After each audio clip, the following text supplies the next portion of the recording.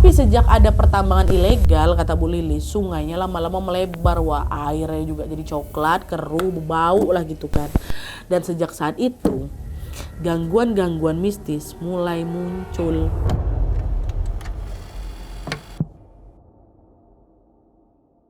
Hey, wassalamualaikum warahmatullahi wabarakatuh. Terima kasih sudah klik video ini. Di malam ini aku datang lagi untuk membawakan satu kisah horor Wawa part 351, Wak ya. Nah, kisah kali ini tuh datang dari satu keluarga yang pergi kondangan ke nikahan saudara mereka di sebuah kampung pedalaman. Karena jaraknya yang jauh dan juga rangkaian acaranya cukup panjang, Wak, mereka semua memutuskan untuk datang dari H-1 acara dan nginap juga beberapa malam di sana. Nah, awalnya semua kelihatan normal-normal aja nih, kampungnya ramai, acaranya meriah, dan mereka juga disambut baik sama warga sekitar. Tapi begitu malam datang, Wak, suasana di sana mulai berubah. Mereka tiba-tiba ngalamin kejadian mistis, mulai dari dengar suara-suara aneh sampai diganggu waktu lagi tidur. Di situ keluarganya itu sempat bingung kenapa mereka diganggu, padahal kami nggak ada salah apa-apa ya kan. Rupanya gangguan mistis itu muncul karena ada satu kesalahan besar yang tidak dilakukan sama mereka, tapi dilakukan sama pihak keluarga pengantin. Kira-kira apa kesalahan itu? Tanpa berlama-lama kita langsung masuk aja ke ceritanya ya. Check it out!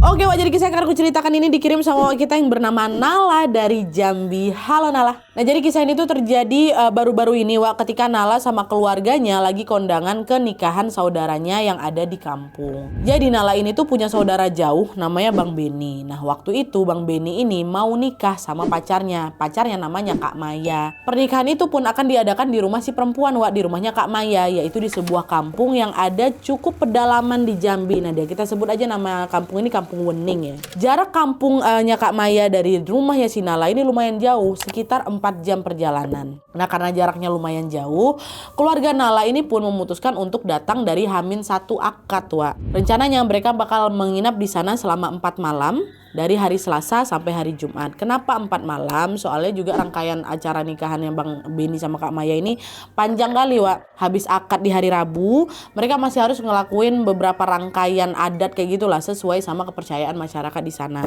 Akhirnya, setelah semua sepakat, di hari Selasa jam 9 pagi, rombongan Nala ini pun berangkatlah ke Kampung Wening ini naik mobil. Di mobil ada Nala, ada mamanya, ada neneknya, sama ada Bang Riki. Ini abangnya Nala. Terus ada tantenya yang namanya Tante Sarah, dia juga bawa anak yang masih bayi, serta ada juga Ahmad atau Bang Ahmad, sepupunya Nala yang waktu itu nyetir mobil. Total di mobil ada 7 orang ya. Perjalanan mereka awalnya mulus-mulus saja, Wak. Tapi begitu keluar dari jalan utama, kondisi jalannya langsung berubah. Dari yang semula beraspal, Nadia, itu udah jadi jalan bebatu, bergonjal-gonjal lah gitu kan. Terus sepanjang perjalanan itu juga suasananya sunyi kali. Gak ada kendaraan yang lewat selain mobil mereka aja. Nah, setelah menempuh perjalanan kurang lebih tadi, 4 jam tadi, sampailah mereka di rumahnya Kak Maya di jam 1 siang kurang lebih. Tapi karena keterbatasan tempat ini, keluarganya Kak Maya ini, si mempelai perempuan, ngajak rombongannya Nala yang bertujuh tadi untuk nginap di rumah saudaranya yang namanya Pak Aji dan juga Bu Lilis. Nah, rumah Pak Aji sama Bu Lilis ini bentuknya rumah panggung, Wak. Dan lokasinya ada di ujung kampung.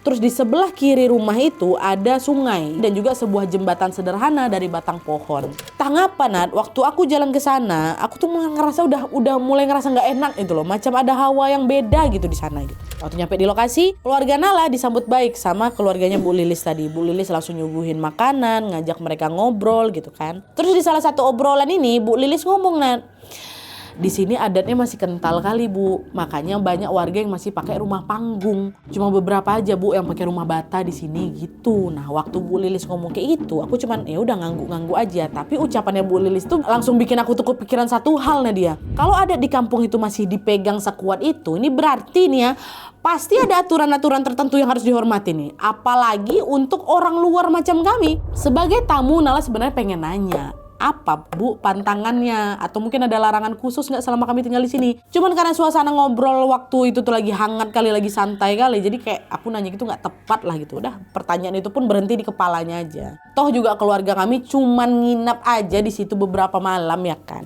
Habis ngobrol, terus makan-makan, Bu Lilis pun mempersilahkan rombongan Nala ke kamar untuk naruh barang, Wak. Habis itu ibu, nenek, sama Nala mutusin untuk keluar bantuin warga masak atau ngerewang buat acara nikahan besok ya kan. Sementara yang lain yang laki-laki itu ada beberapa yang nggak ikut. Nah mereka memilih untuk istirahat di rumahnya Bu Lilis itu aja. Nah waktu Nala dan ibu-ibu ini datang, ibu sama neneknya datang, ibu-ibu yang lagi masak dekat rumahnya Kak Maya ini pun langsung menyambut mereka dengan baik. Nala dan keluarganya pun langsung bantu-bantu juga. Di sana ibu-ibu tuh udah pada sibuk tuh, ada yang nyiapin bumbu, ada yang ngaduk makanan, ada juga yang ngurusin ini dan itu untuk persiapan nikahan besok. Sementara Nala ya udah cuma ikut bantu semampunya aja. Seharian itu semua berjalan ya kayak gitu tadi, nggak ada sesuatu yang janggal memang, Tapi begitu malam datang, Nala mulai ngerasa ada sesuatu yang nggak biasa di kampung itu. Jadi sepulang dari masak-masak atau ngerewang tadi, ibu, Nala sama nenek baliklah ke rumahnya Pak Aji untuk mandi istirahat ya kan. Barulah mendekati maghrib, mereka balik lagi ke rumahnya Kak Maya karena mau nonton hiburan yang memang sudah disiapkan sama keluarganya mempelai. Jadi ada macam organ tunggal lah dia, ada tarian adat sampai pantun-pantun khas Melayu di situlah gitu. Nah karena jarak dari rumah Pak Aji sama Kak Maya ini nggak terlalu jauh, mereka memilih untuk jalan kaki dari rumahnya Pak Aji. Bu Lilis sama kedua anaknya juga ikut sama rombongan mereka ini. Jadi total ada 6 orang ya, ada Nala, ada neneknya, ada mamanya, ada Bu Lilis, ada sama 2 anaknya Bu Lilis. Pergilah mereka dari rumah nih, jalan kaki. Di pertengahan jalan, Nala ini nggak sengaja ngelihat ada satu rumah yang lumayan unik. Katanya rumah itu bentuknya nggak rumah panggung, tapi dindingnya udah dari batu bata, bukan kayu ya. Terus cat dari rumah itu yang paling bikin mencolok karena warnanya warna hijau neon, semenyala apa itu kan. Cuman lampu rumah tuh mati.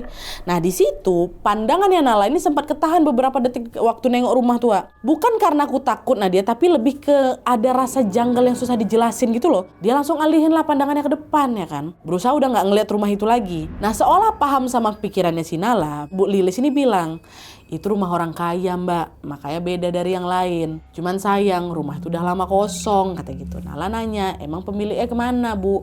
Bu Lilis jawab, lagi dirawat di rumah sakit mbak, tapi gak sembuh-sembuh. Sebenarnya kemarin tuh sempat ada tuh keluarganya yang nunggu rumah ini, tapi cuma betah sehari aja mbak. Abis itu gak ada lagi yang berani tinggal di sana gitu. Gak berani kenapa bu? Katanya rumah tuh angker. Kemarin saudaranya diganggu sama perempuan pakai baju Cina mbak. Terus mereka juga ada ngelihat sosok kepala buntung, kata si Bu Lilis. Di situ ibu, Nala sama nenek cuman diam aja lah, takut juga dalam hati mereka pasti ya kan. Untungnya Bu Lilis juga sadar dan dia langsung ngubah topik obrolannya. Nah nggak lama kemudian dah tuh sampailah mereka di rumahnya Kak Maya dan mulai menikmati hiburan yang memang sudah disiapkan. Setelah lebih dari 2 jam acara itu, Nala sama keluarganya mau pulang nih ke rumahnya Pak Aji lagi. Tapi karena takut lewat rumah hijau tuh lagi, Nala telepon Bang Ahmad untuk jemput dia pakai mobil. Bang Ahmad mau ya kan, pergilah. Beberapa menit kemudian mobil Bang Ahmad datang, baliklah mereka ini. Nah waktu mobilnya ini lewat depan rumah hijau tadi, Nala sempat nengok bentar. Lampunya masih mati memang. Tapi entah kenapa perasaan aku tuh makin gak nyaman gitu, makin gak enak gitu kan. Udah mulai agak deg-degan nih. Nah gak lama mereka sampailah itu di rumahnya Pak Aji. Nah di saat mereka sampai, rombongan keluarga Nala yang lain yang dari Jambi ini nyampe juga di sana. Jadi memang ada 2 rombongan. Nah jumlah rombongan kedua ini lumayan banyak. Ada mungkin sekitar 10 orang. Nah kami kan bertujuh pertama. Termasuk adik kandungnya Tante Sarah, namanya Om Boris. Tante Sarah yang ikut dari rombongan pertama yang 7 orang tadi. Om Boris yang di rombongan kedua. Baru aku turun dari mobil, tiba-tiba Tante Sarah manggil. Nala, sini, Tante mau cerita katanya. Cerita apa Tante? Perasaan Tanteku gak enak ya. Loh, gak enak kenapa? Jadi pas di perjalanan ke sini, rombongan Om Boris ini katanya dihadang Nala sama kucing. Bentuknya aneh kali. Ekor kucing tuh panjang kali, tapi panjangnya gak normal. Terus waktu mereka nyampe gerbang kampung depan itu, mereka dihadang sama ularnya besar, dan ular tuh nggak mau minggir loh Nala, kayak pengen ngalangin mereka lewat gitu. Kenapa kayak nggak enak perasaan Tante katanya. Nah waktu denger itu merinding aku langsung nanya, ngapa nih? Tapi karena nggak mau ngerusak suasana, Nala cobalah nenangin si tantenya ini. Udah Tante, cuman kebetulan aja, namanya juga di kampung, pun kita juga lewat hutan-hutan juga kan, wajar aja ada binatang-binatang kayak gitu. Udah Tante nggak usah mikir macam-macam, fokus aja, besok kita ada acara loh gitu kan, kata si Nala. Dah Tante Sarah diam aja, nggak memperpanjang lagi obrolan itu. Cuman di situ juga Tante Sarah udah nggak enak perasaannya. Nah, nggak lama mereka bubar, masuk rumah, ngobrol bentar, istirahat supaya besok nggak telat acara pernikahan Bang Benny kan. Dah. Besok sekitar jam 6 pagi, Nala sama rombongannya pun datanglah ke acara nikahannya Bang Beni sama Kak Maya. Akad nikahnya berjalan lancar, Wak, dan mereka pun akhirnya resmi menjadi suami istri.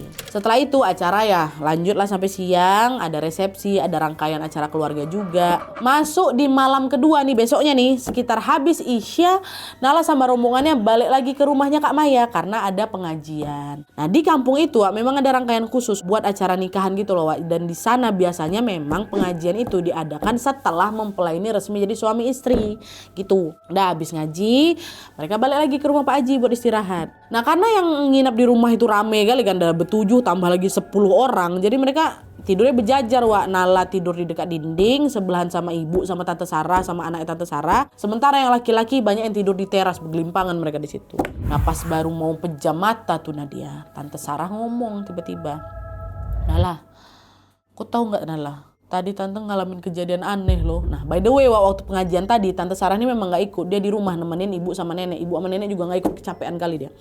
Nah, terus Nala nanya, "Ngapa tante?" "Tadi tuh waktu kalian pergi pengajian, kami dengar ada suara anjing ngegonggong depan rumah. Heboh kali suaranya, sampai kebangun anakku. Tapi waktu tante intip ke depan dari jendela tuh, dia nggak ada anjing sama sekali. Dah nih, gak lama suaranya hilang. Terus pas tante masuk kamar, tante denger lagi ada suara motor. Bising kali suara motor itu. Macam orang rame-rame lagi lewat depan rumah. Yang denger gak cuma tante aja, mamamu juga denger, ibu denger juga. Awalnya kami mikir, oh itu mungkin anak-anak muda yang lagi nongkrong dekat warung depan itu kali ya Mbak ya gitu kan. Jadi udah, ibu pun juga gak ngambil pusing, lanjut lagi beraktivitas. Tapi gak lama, suara tuh gak berhenti-berhenti Nala. Kalau cuma anak muda yang lewat, harusnya udah hilang ya kan. Ini enggak, muncul terus suaranya kayak lagi muter-muter depan rumah tuh. Kami cek ke depan, gak ada yang lewat. Bahkan warung yang ibu pikir jadi tempat singgah si anak-anak motor itu tutup, lampunya mati, jalanan gelap, gak ada satupun motor yang lewat Nala. Di situ perasaan kami berdua langsung gak enak. Soalnya tuh kami ngintip itu ya, waktu kami betul-betul lihat keluar, itu suara motornya masih ada, jelas macam gimana kalau misalnya ada suara depan mata kita, tahu kan gimana suaranya? Ini ada suara motor tuh ada, tapi wujudnya nggak ada Nala. Suara tuh jelas sekali ada depan rumah. Udah tante sama ibu langsung masuk ke kamar, langsung baca-baca zikir kami sebisanya. Baru nggak lama suara tuh tiba-tiba hilang. Hilangnya pun langsung hilang, macam on off tuh hilang langsung. Dengar cerita tante Sarah, perasaan Nala makin nggak enak Wah. Apalagi dia ini juga masih kayak kebayang-bayang rumah hijau tuh loh. Nala cuma nambahin, "Iya sih tante, sebenarnya aku juga udah ngerasa nggak nyaman ada di sini gitu." Nah, tante Sarah langsung, "Yaudah, cukup, udah ya, udah besok aja kita lanjutin ceritanya. Aku takut kalau dengar cerita darimu lagi. Istirahat aja kita ya, besok aja kita ngomongnya tuh jalan pulang ya gitu kan." "Yaudah yuk tante, istirahat aja kita," gitu kata si Nala. Nah, karena malam udah makin larut, mereka pun memutuskan untuk tidur tuh Wak. Tapi waktu aku udah mulai mau pejam lagi nih Nadia, lapar, perut aku bunyi. Akhirnya dia minta tante Sarah, "Kawanin aku ambil nasi tante, ya lapar aku." Nah, waktu keluar kamar di tengah rumah, mereka papasan sama ibu Wak. Ibu baru balik dari kamar mandi. Di situ ibu juga ikut nemenin Nala sama tante Sarah ke dapur. Pergilah nih mereka bertiga ke dapur kan. Nah, dapur itu ada di bawah rumah panggung memang. Tadinya nggak ada yang aneh, tapi waktu si Nala sama si tante Sarah ini baru mau ngambil nasi yang mau diambil sama Nala itu Wak, basi. Padahal itu nasinya udah diangetin di Magicom. Terakhir kali dimakan sama tante Sarah menjelang malam tuh masih bagus sekali, nggak ada bau sama sekali. Tahu tuh Nala buka, basi. Pertama aku masih positive thinking mungkin memang udah saatnya basi aja ya kan. Karena di situ ada Magicom satu lagi, sengaja memang dibawa sama mama aku dari Jambi. Dia takut nanti di sana orang ramai nggak cukup ininya, dah aku bawa biar bisa bantuin keluarga Kak Maya juga kan. Bawa Magicom dari Jambi. Masak juga tuh nasi sama ibu kan. Dibuka lah sama ibu Magicom kedua ini kan.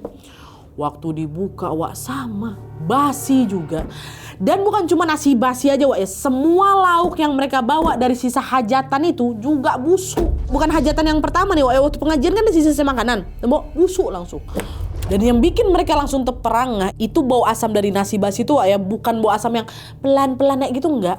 Tapi kayak nyamber waktu tutup Magicom tuh dibuka, langsung tercium nusuk ke hidung, bahkan bikin mereka bertiga refleks mundur. Dan yang lebih anehnya lagi, di saat uap panasnya ini masih keluar, panci dalamnya masih hangat, tapi aromanya itu tuh udah kayak makanan yang udah ngendap berhari-hari dia, bukan yang baru basi beberapa jam ya, tapi udah berhari-hari, dah busuk, dah berubah warna, lembek, lengket, gak wajar kalau misalnya baru basi.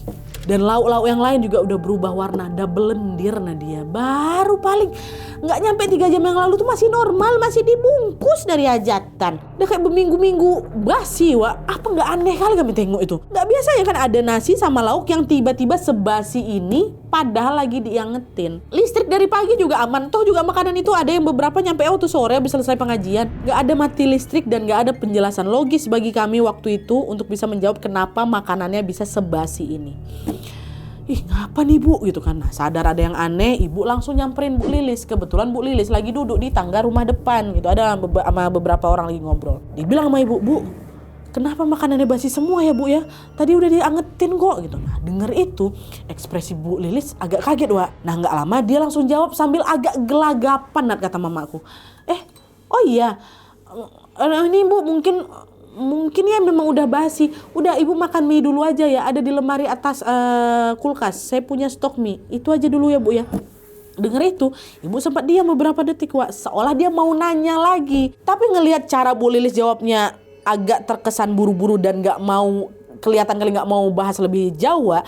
Akhirnya ibu pun ya, "Oh iya, cuman ngangguk kecil aja." Dah, akhirnya ibu pergi lagi ke dapur. Dia singkirkan itu makanan basi, dia buatlah Nala makanan pakai mie tadi, Wak. Nah, pas lagi nunggu masakan itu matang, Bu Lilis nyamperin mereka ke belakang, ke dapur, sambil ngecek si nasi sama lauk basi itu. Gitu. Di situ kelihatan kali ekspresi Bu Lilis tuh kelihatan tegang, Nat. Terus nggak lama Bu Lilis ini bilang, "Bu, ini kayak ada yang sengaja gangguin kita lah, Bu." Kaget lah kami, ganggu gimana, Bu? Siapa yang ganggu gitu kan? Pasti penunggu kampung ini, Bu. Karena biasanya kalau ada orang datang, apalagi rame-ramai, dia suka nunjukin diri dia pelan-pelan. Kadang lewat suara, kadang juga lewat makanan, Bu. Nah, di situ Tante Sarah, Nala sama ibu ya saling pandang-pandang aja lah kami bertiga, Nadia. Dan seolah paham sama kebingungan mereka bertiga, Bu Lilis akhirnya cerita juga soal penunggu di kampung mereka, Wak. Jadi katanya dulu itu di sungai samping rumah Bu Lilis ini, sungai itu masih kecil ukurannya, paling cuma lebar semeteran lah. Airnya juga jernih, ikan-ikannya banyak dan anak-anak juga masih sering mandi di situ. Tapi sejak ada pertambangan ilegal, kata Bu Lilis, sungainya lama-lama melebar, Wah. Airnya juga jadi coklat, keruh, bau lah gitu kan. Dan sejak saat itu gangguan-gangguan mistis mulai muncul. Kadang ada suara orang nangis kami dengar, Bu, ada suara langkah kaki. Sampai yang paling diingat sama orang kebanyakan di sini adalah penampakan sosok-sosok menyeramkan. Dan salah satunya sosok laki-laki yang tidak ada kepalanya, Bu. Laki-laki kepala buntu. Kemunculan sosok itu lama-lama bikin daerah sungai ini jadi angker. Dan konon katanya penunggu sungai ini, itulah si sosok kepala buntung itu, gak terima rumahnya dirusak. Maka dia sering ganggu manusia. Apalagi saya yang dempet sama sungai itu. Kadang juga ada nih orang-orang yang gak masuk tanpa izin tuh diganggu juga. Dan kata Bu Lilis, Wak, gangguan ini juga aneh-aneh. Bukan cuma penampakan aja, tapi sering juga dia ini bikin orang jadi susah tidur. Dan suasana rumah tuh kayak dibuat gak nyaman gitu, Bu. Masalahnya sosok ini tuh gak berhenti sampai ngeganggu aja. Kata Bu Lilis, beberapa waktu lalu ada juga tetangga yang meninggal gegara tenggelam waktu lagi ngambil air di sungai, Wak. Nah, sejak saat itu warga kampung Wening ini takut kalau harus lewat dan juga ngambil air di sungai itu. Itu saking takutnya Bu Lilis sendiri sampai ngegali sumur untuk ngairin kamar mandinya loh, Wak. Udah gak berani lagi ngambil air ke sungai itu. Itu sumur belakang tuh baru itu, Bu. Nah, dengar cerita ini rasa gak nyaman di hati aku makin menyala-nyala lagi lah Nadia. Tapi ya aku gak punya pilihan lain selain aku tetap bertahan di sana. Mau kabur kemana, orang aku numpang juga di situ kok. Aku tahan-tahan aja lah sampai rangkaian acara pernikahan atau rangkaian acara keluarga ini selesai. Dan Ala pun berusaha menahan rasa takutnya. Dia lanjutlah makan mie itu seadanya. Dan habis itu mereka masuk ke kamar untuk tidur karena udah malam juga. Besoknya nih ya sekitar jam 5 subuh lah Nat, aku kebangun, kebelet pipis. Aku bangunin Tante Sarah lagi untuk nemenin ke kamar mandi. Nah, setelah buang air, Tante Sarah yang berjalan di depan langsung belok masuk ke kamar. Nala juga mau ikut masuk kamar nih, ya kan?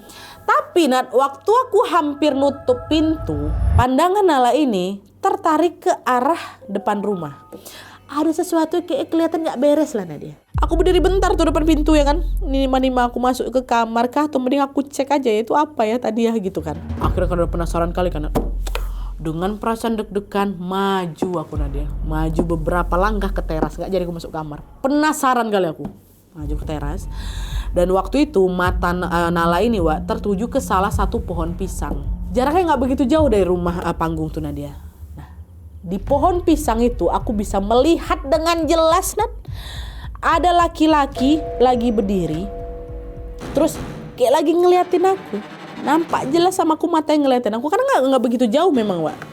Dia nggak jalan, dia nggak gerak, dia cuma berdiri di situ. Seketika rasa penasaran aku runtuh total, Nat. Ditambah lagi si laki-laki kayak gitu, astagfirullahaladzim, ya Allah, Rabbi kebayang. Langsung berlari langsung masuk ke dalam kamar, nggak mau dia keluar lagi. Dah, terus sekitar jam 9 pagi, udah besoknya nih, udah masuk hari ketiga ya, Nala sama yang lainnya kembalilah ke rumahnya Kak Maya untuk makan siang dan berbincang-bincang dengan keluarga besar Kak Maya lain. Jadi kayak ngebonding 2 keluarga gitu loh, Wak. Dan sekalian juga sama pembubaran panitia. Terus mereka juga sempat tuh jalan-jalan, diajak jalan kan keliling-keliling kampung. Barulah di malam harinya, which day malam terakhir nih, besok udah mau pulang nih, Nat. Waktu mereka semua lagi ngobrol-ngobrol, udah balik di rumah Pak Haji, Bang Riki, abangnya si Nala ini, ke dapur mau makan. Ya kan, waktu masuk dapur, buka tudung saji, buka magicom, basi lagi makanan tuh. Emosi Bang Riki di sini. Ngapa sih ganggu terus, ha? Cuma tinggal sehari aja kami nginap di sini, masih juga kalian berani ganggu aku. Digituin. Nah, dengar abang yang ngomong kayak gitu, Nala ngerasa abang kok lagi nantangin ini kan. Ibu juga sempat negur, Riki jaga mulut kamu.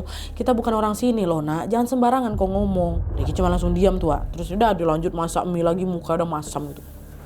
Mungkin karena lapar, bukan emosi abang aku. Nah, nggak lama dari itu rombongan keluarga yang tadi juga pergi, ya juga lagi ada di luar, pulang juga ke rumah, satu-satu masuklah itu istirahat semua kan, dan rumah panggung ini pelan-pelan jadi sepi. Nah, pas semua orang ini lagi tidur, tiba-tiba Bang Riki teriak, Wak. Gitu kencang kali suaranya. Satu rumah tuh bangunan dia. Langsung nyamperin Bang Riki ya kan. Tapi di sini Bang Riki itu nggak ngerespon sama sekali, Wak.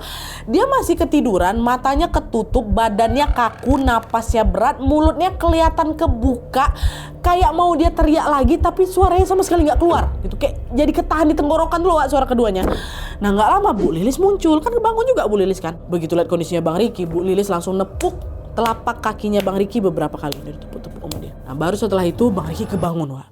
Nah, Bang Riki langsung ngos-ngosan, itu keringat terbanyak, mukanya pucat kali Nadia. Ditanya sama Bu Lilis, kenapa Riki? Katanya, Bu, saya kayak ketindihan, Bu. Badan saya rasa kayak ada yang nimpa gitu. Nah, di situ aku langsung keingat sama omongan abang aku tadi, Nadia, yang kayak nantangin tadi. Ini apa jangan-jangan Bang Riki ketindihan gara-gara nantangin tadi ya gitu kan. Cuma di situ Nala nggak berani nanya. Dan ditenangin sebentar, disuruhlah istirahat lagi nih. Ya kan, dah kamu doa, tidur, insya Allah gak kenapa-napa. Udah habis itu bubar nih, Nat. Bubar ke tempat tidur masing-masing. Belum ada 5 menit, Nat. Belum ada 5 menit lagi kami bubar, teriak lagi Bang Riki. Ketindihan lagi, sama matanya pejam, badannya berkeringat. Tapi yang kali ini dia gak bisa berhenti teriak, Wak. Yang pertama kan ketahan, yang kedua wah kayak gitu lagi. Bu Lilis tepuk lagi badannya Bang Riki 3 kali, barulah tersadar lagi. Di situ langsung Bu Lilis ditengoknya muka kami satu-satu, Nat. Muka Nala, muka ibu, semua orang tuh yang ada di ruangan satu-satu. Terus gak lama dia nanya, kalian ngapain dari tadi? Kalian ada buat apa? Kata gitu. Buat apa kami? Di situ satu-satunya yang kupikir kenapa Bang Riki kayak gini ya, mungkin gara-gara tadi. Aku ceritalah semuanya, Nadia. Gak cuma soal Bang Riki, termasuk beberapa kejanggalan yang mereka rasain selama nginap di sana. Di situlah aku baru bisa cerita, kami semua bisa cerita. Karena kan pertama gak enak juga, soalnya itu rumah Bu Lilis ya kan, kami numpang di sana. Nah, denger itu Bu Lilis sama Pak Haji kan juga ada di sana. Gak banyak bicara, Wak. Mereka cuma bilang kalau besok, besok keluarga kalian harus minta maaf sama penghuni yang ada di sini, katanya. Betul, besok paginya aku sama keluarga aku langsung nurutin saran Bu Lilis. Mereka diminta macam kayak minta maaf gitulah, sesuai sama cara orang kampung di sana. Tapi di sini Nala nggak sebutin bagaimana caranya, tapi intinya mereka udah minta maaf lah. Terus mereka pamit juga baik-baik dan memutuskan pulang lebih cepat, kan memang jadwalnya besok kami juga pulang kan. Nah, pas di perjalanan pulang, udah pulang nih, udah ninggalkan rumah itu, kampungnya Kak Maya. Di perjalanan pulang, tiba-tiba Bang Beni yang punya acara si pengantin cowok ini nelpon. Bang Beni di situ langsung minta maaf. Lo ngomong dia minta maaf ke keluarganya si Nala soal kejadian-kejadian gak enak yang mereka alami selama tinggal di situ. Termasuk makanan yang tiba-tiba basi. Rupanya Bang Beni udah denger, Wak, soal cerita itu. Bang Beni ini cerita kalau penyebab semua keanehan itu sumbernya cuma satu. Dari keluarganya Maya. keluarga Maya, Bu, tante, nenek, kelewat satu ritual adat yang udah dilakukan turun-temurun di kampung Wening ini. Jadi harusnya sebelum hajatan itu dimulai, keluarga mempelai wanita harus minta izin dulu ke sosok penunggu kampung. Siapa sosok penunggu kampung yang dipercaya sama mereka? Itulah si kepala buntung tua. Minta izin di sini tuh maksudnya mereka tuh kayak harus nyiapin sesuatu lah kayak gitu, apa sajen atau kayak gimana sebagai tanda permisi ke si sosok itu. Soalnya kan kalau ada hajatan suasana kampung tuh kan jadi rame kan, Bu. Banyak musik, ada banyak orang keluar masuk dan itu dianggap kayak ngusik tempat mereka. Tapi waktu itu keluarga kami, khususnya keluarga Maya, terlalu sibuk, Bu. Jadi ritual itu ke skip.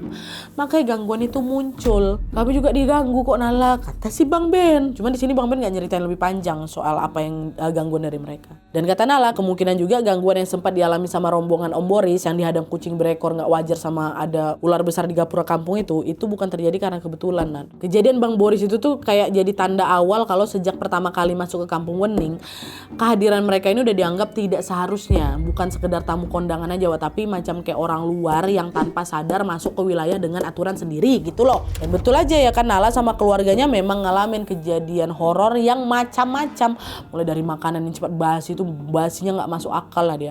Mereka dengar ada suara gonggongan anjing juga, suara motor mutar-mutar yang nggak pernah lewat, sampai Bang Riki yang ketindihan 2 kali itu di malam yang sama di waktu yang berdekatan. Jadi sebenarnya keluarga Nala ini nggak tahu apa-apa, Wak, tapi karena mereka ada di situ ya mereka jadi ikut kena dampaknya. Dan setelah tahu cerita dari Bang Beni ini, keluarga Nala cuman bisa ya gimana, mereka kaget juga, sekaligus juga nggak nyangka mereka jadi korban gangguan sosok penunggu kampung itu. Di sisi lain kami juga bersyukur Nadia, karena semua gangguan itu nggak sampai membahayakan kami secara fisik lah kan, apalagi membahayakan nyawa kami bisa pulang saat itu juga.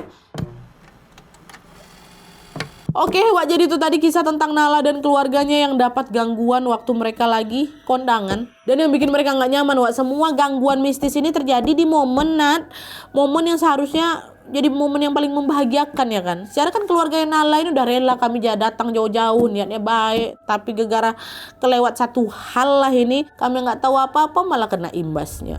Di sini kita bisa tahu ya, kadang niat baik aja nggak cukup. Karena itu tadi ada tempat-tempat yang memang punya aturan sendiri, dan kalau ada yang kelewat gangguannya bisa nyasar ke siapa aja. Semoga kita selalu dalam lindungan Allah Subhanahu wa Ta'ala kapanpun dan dimanapun, Wak, ya. Amin ya robbal alamin. Oke, Wak, jadi sekian dulu videonya. Terima kasih banyak yang sudah menonton. Kalau kalian suka video ini, klik like-nya. Jangan lupa komen di bawah dan saran-saran terus selanjutnya. Jangan lupa nyalain notifikasinya supaya kalian tahu kalau aku upload video baru. And as always, jangan lupa untuk klik tombol subscribe supaya kalian sama-sama tahu informasi menarik dan menegangkan dari channel aku. See you next video, Wak. Bye.